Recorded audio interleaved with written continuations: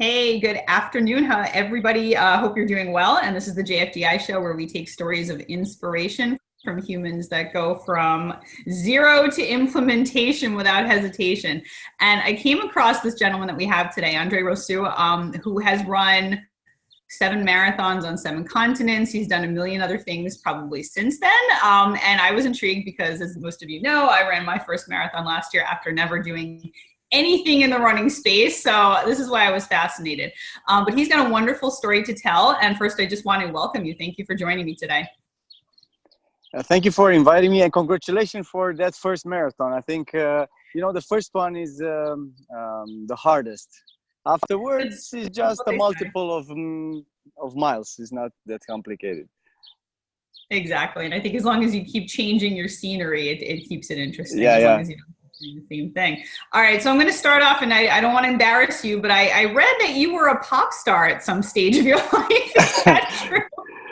It's funny because you know more about me than most people in Romania, because it happened like 20 years ago. I do my research. Yeah, you're I very want to know good. everything about somebody. I want to know what makes them tick. So when I came across that, I was like, wow. Tell me a little bit about that.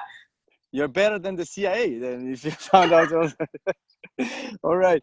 While I was in the high school, I studied a group of sort of Backstreet Boys. We are contemporary with them, back then.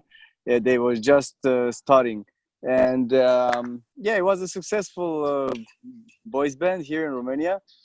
But after a few years, I decided to quit and focus on my career, because I graduated economics. So I always wanted to work in the financial area, because in Romania, the musical industry back then wasn't that developed. I mean,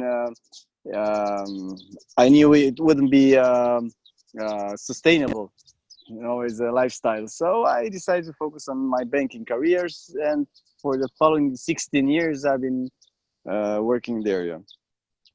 So you moved into a regular life, I guess you'd call it, right? I cut my hair. I used to have long and bleached hair. I cut it very short, and I sent my CV to several banks, and one of them said yes, and okay. I started from zero or minus, because I was totally unexperienced in that field, and I had no issue with that. I mean, I like starting projects from zero.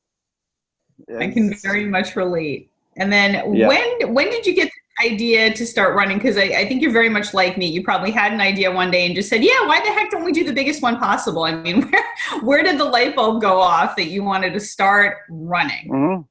Well, I after quitting music industry in 2000, for the following 8 years, I started to add weight. So I think around 20 kilograms. I think it's something like 40 pounds, or I don't know how to convert it. Yeah, more or less. Anyways, I was fluffier, like, all right. Yeah. And also in 2008, I became father for the first time. And when Alex, our first child, now we have two, was 1 year old, he started to imitating us a lot.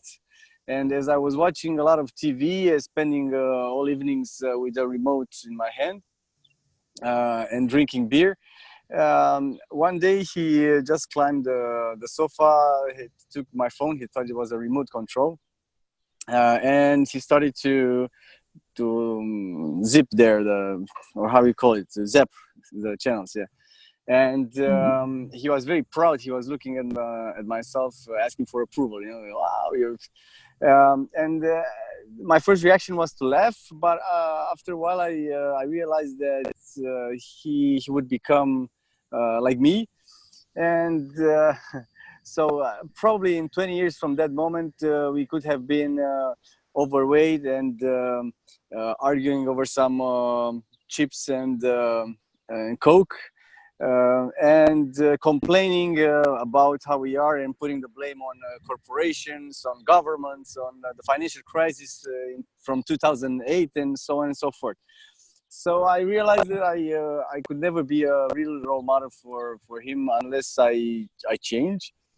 And luckily, I got an email from a colleague um, who was unhappy with the fact that I was turning off the air condition, because everywhere I was sitting in the open space in the company, it was hitting my neck, and I used to get cold a lot.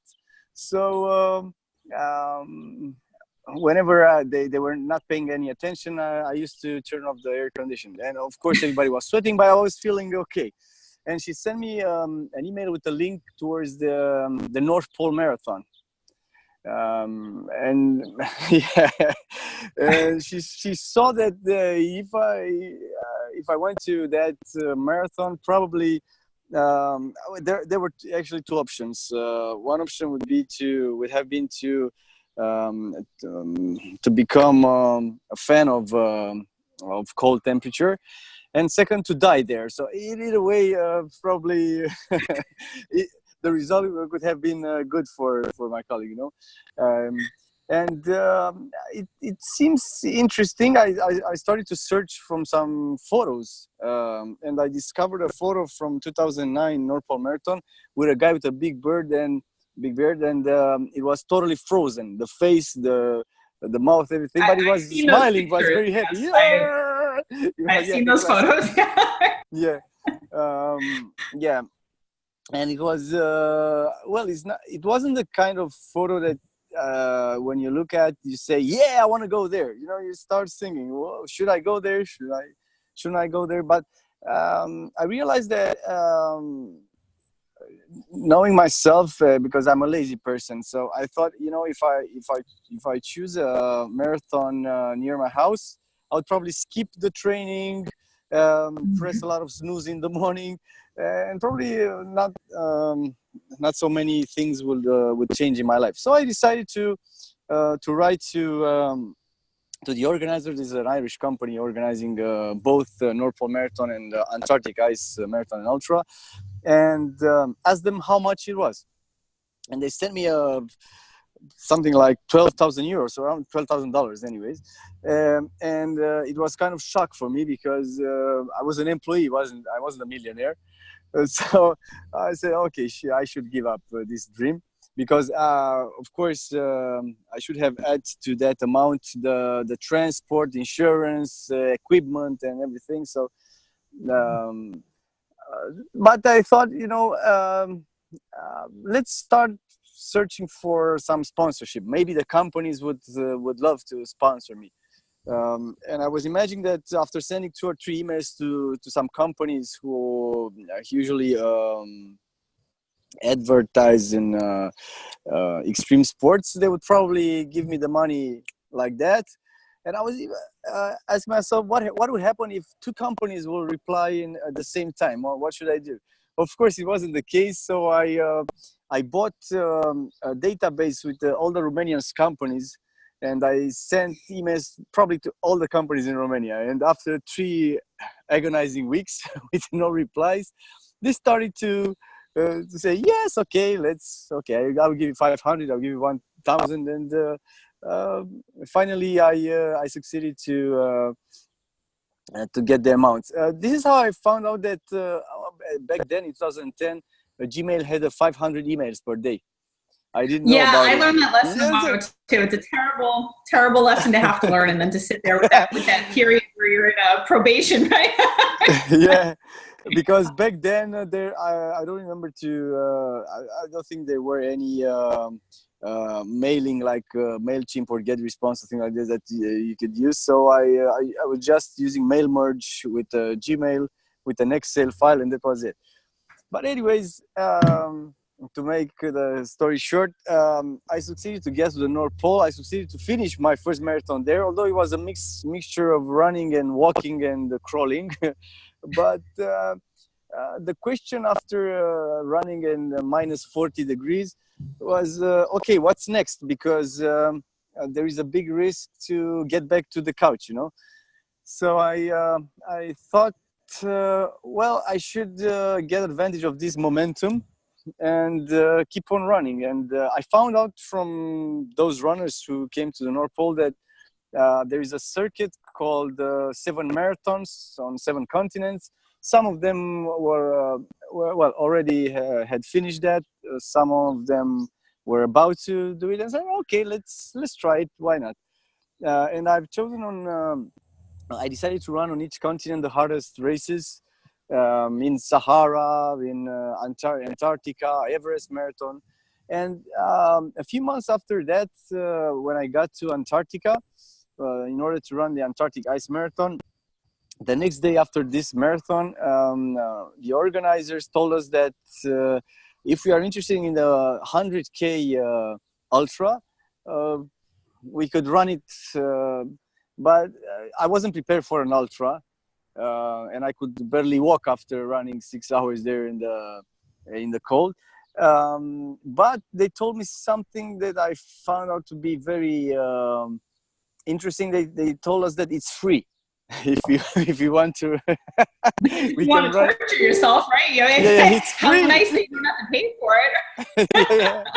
So it was a catchy word, you can run it for free. And usually after paying for marathons like dozens of thousands of dollars, of course, when you hear that, it doesn't matter that you're not prepared for an ultra, and it doesn't matter, it's hard. Okay, I said yes. And also I was influenced by the fact that a few days before that, I found out that I was about to be father for the second time. And I was very happy. This is the secret. If you want to have a lot of children as a man, you have to travel a lot. No, I'm kidding now.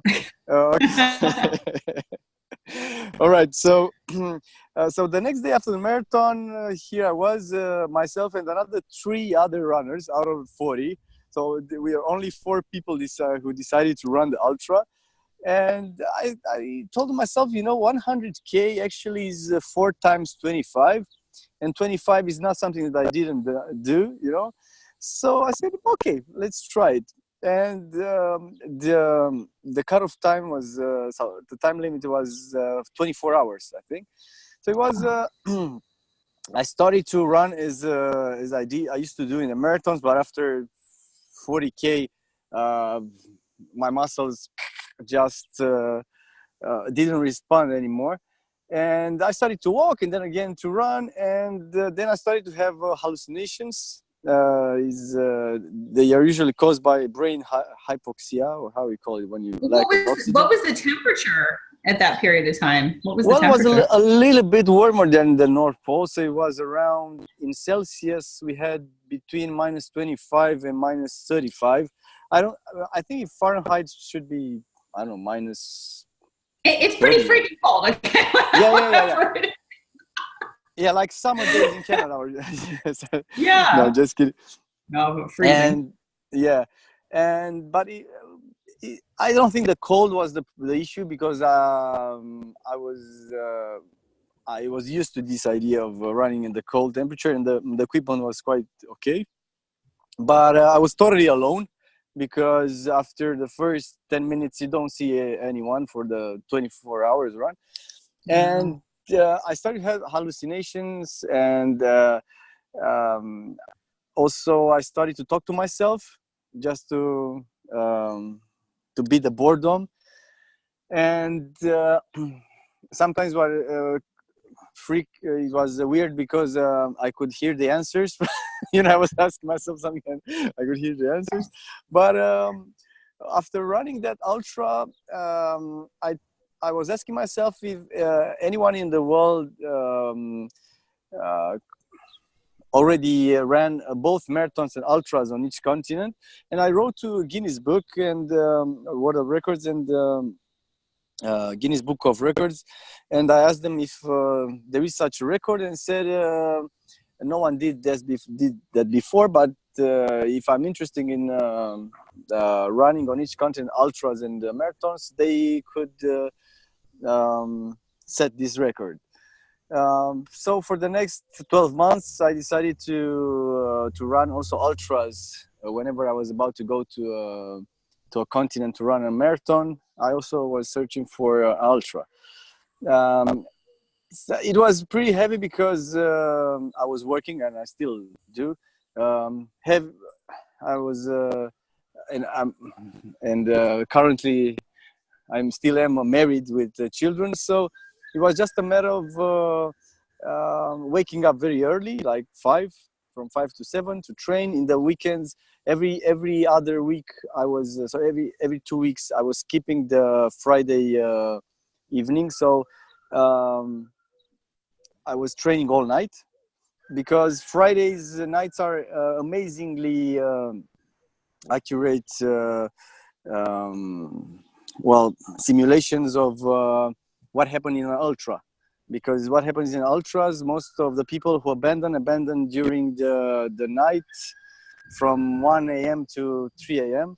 And what happened usually on Friday, after a week work, after all those trainings, your first thought is to go to bed at 10 p.m. So what I was doing after sending the children to bed, I just changed and went outside and ran for all night. And the trick is, I also found a trick, and I I think it's a good trick. I was usually asking friends to take me by car and to leave me 60 or 70 miles away from home, in the middle of nowhere. And say, yeah, because otherwise, if you run around your house, there's a big temptation, after 1 hour. Okay, I go just to drink some water, or maybe to stretch a little bit, or to sleep for 10 minutes. But when you're in the middle of nowhere and you have to go home, you just take $10 with you to buy from a gas station some, I don't know, chocolate and some drink, and this is it. So, sorry? No, you just make it work. Exactly. It's almost like you force yourself to have to get back. Yeah, there's no other option. Yeah, exactly. So this strategy worked. Okay, and after finishing this circuit, and after receiving that Guinness certificate, well, it didn't change me in any ways, but the logical question was, okay, what's next? What was next? Because again, there was a big risk of getting back to the old style of the old me, and I found out about double, triple, quintuple, and deca ultra triathlons, or Ironmans. Yeah, there are multiples of that. And the problem was that I didn't know how to swim, because I was born in the mountains in Brasov, near Dracula's castle, and there is no water there, the beach, or the only wild river, so you cannot really learn how to swim there. And I was 35, and here I was, okay, let's start swimming lesson. I mean, it shouldn't be that hard. So there I was in my first lesson with other 4 small children with how you call this, inflatable? The inflatable arms, yes. Yeah. Woo! And I started taking swimming lessons. After around 1.5 months, I succeeded to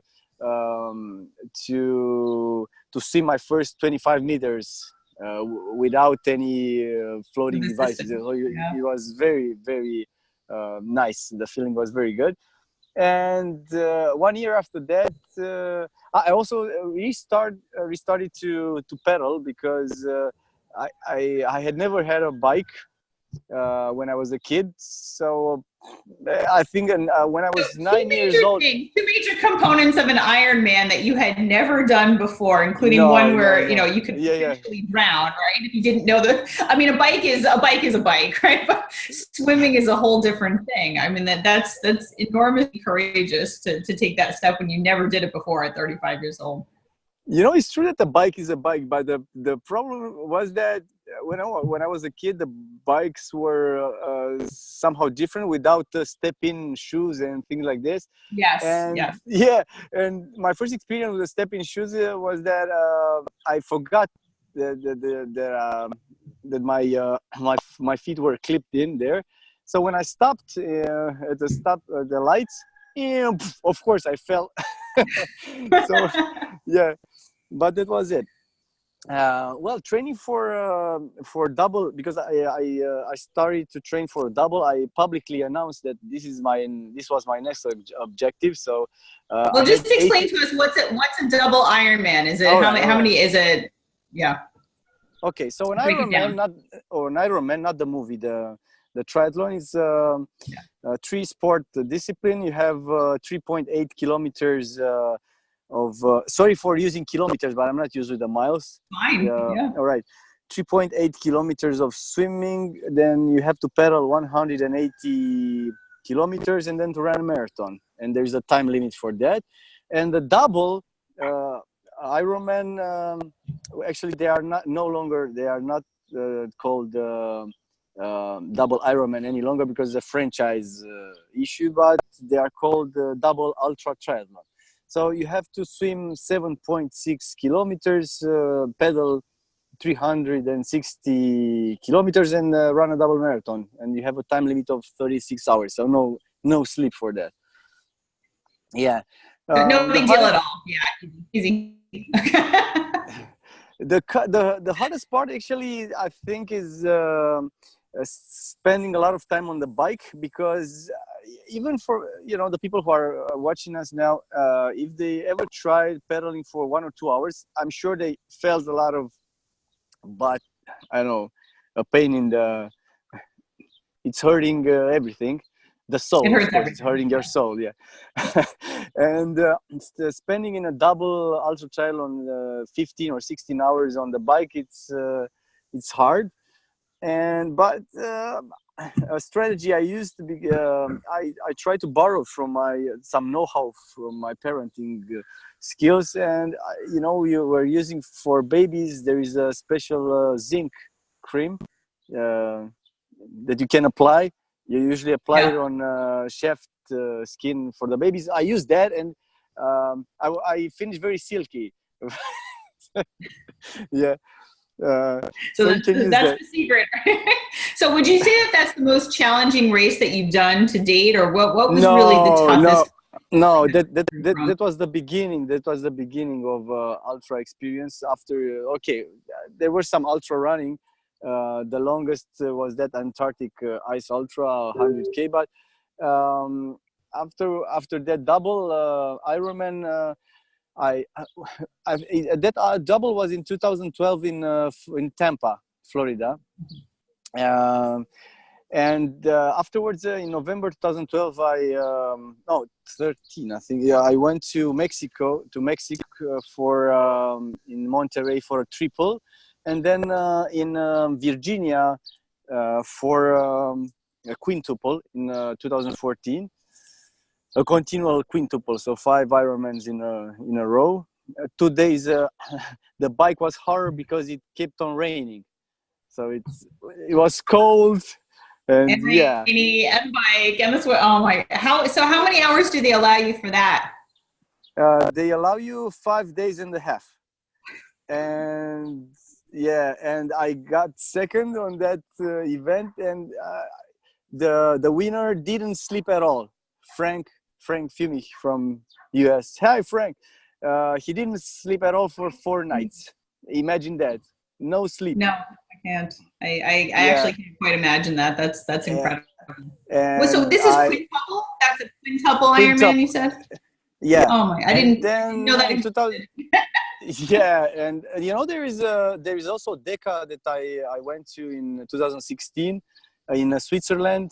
Beautiful Deca. So 10 Ironmans in 10 days. But there are also double decas, triple decas, and quintuple decas, which is 50 Ironman in 50 days. So and there are people who I think also tried 100 days of Ironmans. I think the limits are wherever you put it. Usually the physical our physical limits are far beyond what brain tells so I uh, believe so. whenever you try it, your body just changes the or expands the comfort zone. So whenever you say, oh, I'm not able to run 10K, okay, after you run your first 10K or 6 miles, you say, whoa, I feel better now. The next day when you reach 10K, you feel much better than the first time when you reach 10K. So it's just about expanding this comfort zone. For some events, you cannot really prepare because you cannot simulate in your training double Deca or Deca Ironman. So you just have to go there, just trusting that whenever you'll feel like abandoning, just allow yourself another 5 minutes until you get the decision, or an hour, because your mind changes a lot during such an event. Yeah. And I think that's an another, excellent piece of advice. Like, go 5 minutes more, or go, because that's what I do with myself. I mean, I'm nowhere yeah, near where you fun. are. Yeah. Every time I build up, I say I can do a half a mile more. It's only a half a mile, or it's only another few minutes, and then it's true. Once you achieve that next goal, you're like, got it, did it. Okay, so next time, you can do a little bit more. And I think that's what people don't understand. Especially about things like fitness, is they feel like, okay, I can't do a marathon, so I'm not going to do anything. Right. And I think you come across a lot of people that say, I don't even need to start because I could never do it. And here you are doing things that you never thought were possible, right? Just because you took a chance. Yeah, and there are a lot of strategies. For instance, there are people who, including myself, whenever I'm in a hard moment, I ask myself, would it be better now to be in the office, or or is it better here? There's always Although no, right? Okay, no matter what. Right? yeah, but what happens usually when you hit a wall, or um, you hit a bad moment, a bad time, we have the tendency of complaining about, say, oh, why me, why now, why it's hurting so. But what I discovered is that if we ask ourselves, how can I get over this difficult moment, the brain comes with a solution. Okay, so your knee hurts, what can I do now? How can I get over this moment? Okay, stop a little bit, maybe some massage, maybe you walk instead of run for a couple of minutes, maybe in the first aid station you talk to the doctor. So you're more solution oriented than problem oriented. So yeah, this is another strategy. After that double deca, I returned to after that deca, sorry, I returned to running, and I was invited by a friend who I'm training with to go to 6633 Ultra. It's considering the windiest, coolest ultra on Earth. Is in northern Canada, in Yukon, somewhere, I don't know, close to the Arctic Ocean. Yeah. And it's 6633 comes from the latitude, so 66 degrees and 33 minutes. So it's almost 500k run, around 7 days. Temperatures down to we had minus 53, so colder than the North Pole. It was really a bad experience, but what helped us a lot, we asked the organizer, how should we train for that? And they told us, you will carry a sledge, so give up your running and your sprint and speed sessions, and just try to walk a lot in your training, because you will walk a lot, and you use usually different muscles, and also try to acclimatize your lungs with cold temperatures. So if you're living in a cold country, and I live in a cold country, during the winter we have minus 15, try to sleep on the balcony or sleep outside. So yeah, I moved my bed on the balcony, and I slept there, and in a sleeping bag. And the hardest part wasn't really sleeping, because it's comfortable. After 5 minutes of freezing, it gets pretty okay in that professional sleeping bag. But seeing your children on the other side, and they were waving at you, "Hey, Daddy!" It's kind of, you want to be on the other side. So this was the hardest moment.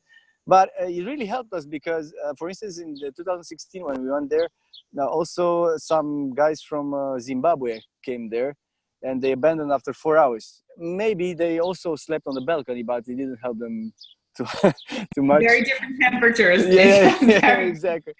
Yeah.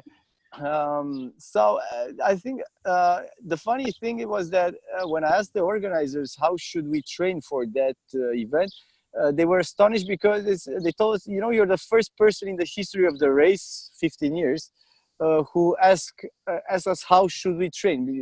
And maybe this is the cause for the low finishing ratio, because only, I think, 15 people succeeded to finish it so far. Yeah, and After that, the next project in 2017 was crossing the Atlantic in a rowing boat. Yeah, there is something like that. Yeah, and the interesting thing about this event is that I found about it in 2011 while I was running the Everest Marathon. Is the marathon who takes place at the highest altitude in the world. It starts at 5,500 meters, and I met some guys from UK who some climbers, and they were very happy they succeeded to climb Everest. And I asked them, how did you train for this event? And one of them told us, I crossed the Atlantic in a rowing boat. I said, okay. I didn't know this was